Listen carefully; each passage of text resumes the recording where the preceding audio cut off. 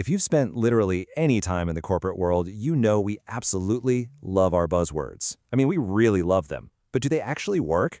Welcome to this explainer, where we're diving into some brand new, fascinating research from large Saudi Arabian industrial companies to bust some of the biggest myths in corporate strategy.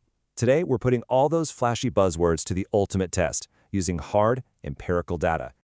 So, if you're a manager trying to steer a company toward better performance, you've probably been told you need this perfect cocktail of strategic capabilities. You know the drill. You're told you need incredible strategic intelligence, visionary leadership, out-of-the-box thinking, and rigorous planning to succeed. Honestly, it's exhausting just thinking about trying to do all of that perfectly, all the time. But today we're going to interrogate the data to find out which of these factors actually moves the needle and which ones are just, well, expensive corporate jargon. All right, Section 1. The strategy buzzword trap, the 4 suspects. To start our investigation, we first need to define our lineup.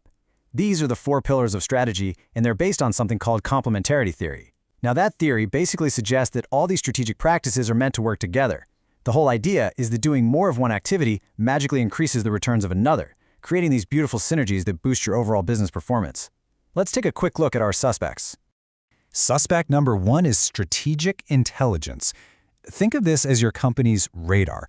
It involves gathering, analyzing, and utilizing relevant information to detect market signals and predict the future. Organizations with high strategic intelligence are supposed to be better equipped to foresee potential disruptions, right? The goal is to proactively adapt to them way before the competition even knows what hit them. Next up is strategic leadership. This is the visionary capability we hear so much about. It's that charismatic mindset that sets clear objectives, empowers teams to embrace change, and aligns everyone with a shared purpose. Strategic leaders are the folks who balance the gritty, short-term operational demands with a grand, long-term, future-oriented vision.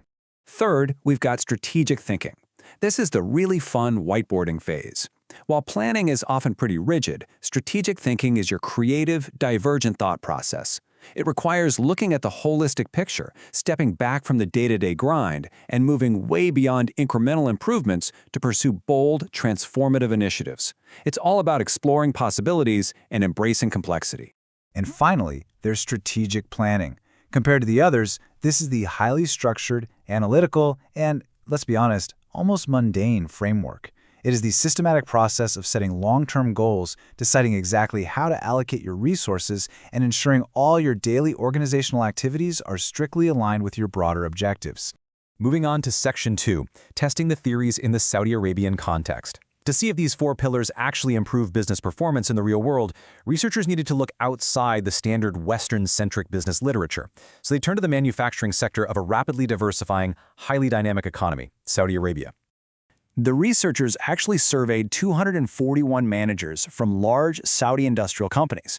And by large, we mean serious organizations, those with over 250 employees, across heavy-hitting sectors like food and beverage, chemicals, iron and steel, and electronics.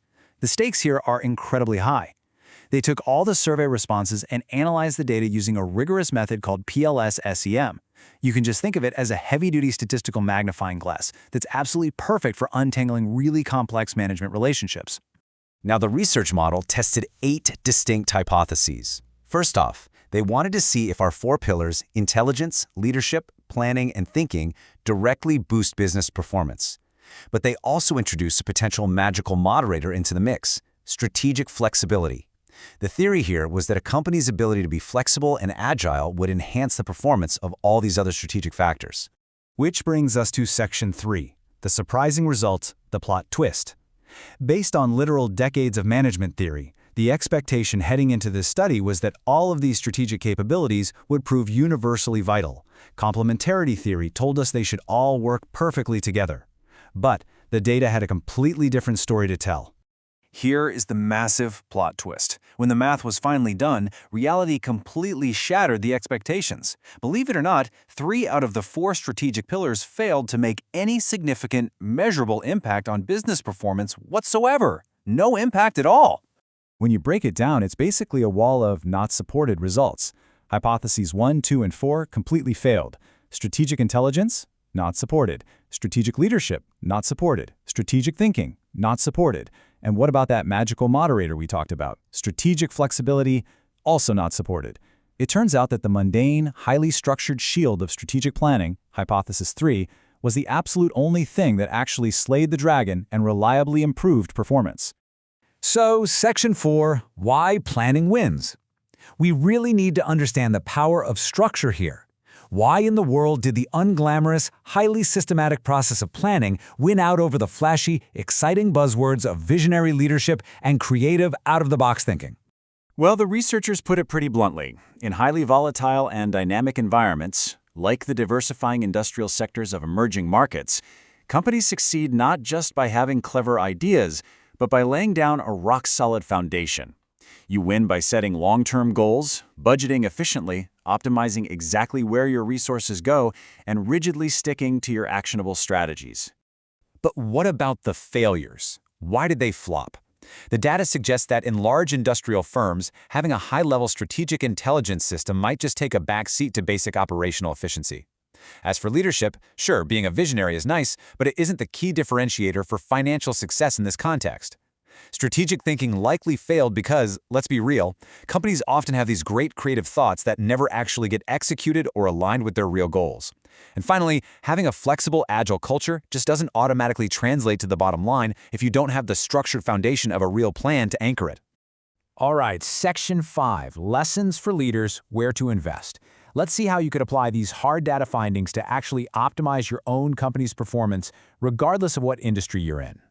The lesson here is crystal clear. Stop throwing your budget at abstract buzzwords. Step 1. Prioritize rigorous, structured planning and resource allocation. Step 2. Focus your leadership efforts not on giving grand visionary speeches, but directly on operational and financial outcomes. And Step 3. Apply flexibility very cautiously. Make sure your desire to be agile doesn't derail the core strategy and planning frameworks you've worked so hard to build. So as you prepare for your next executive meeting or as you evaluate your own team's goals, I want you to ask yourself this provocative question. Are you genuinely investing the time and resources into real, structured planning? Or are you just buying into the buzzwords? Because the data tells us it might just be time to trade that strategic jargon for a good old-fashioned actionable plan. Thanks for joining me for this explainer, and I'll catch you next time.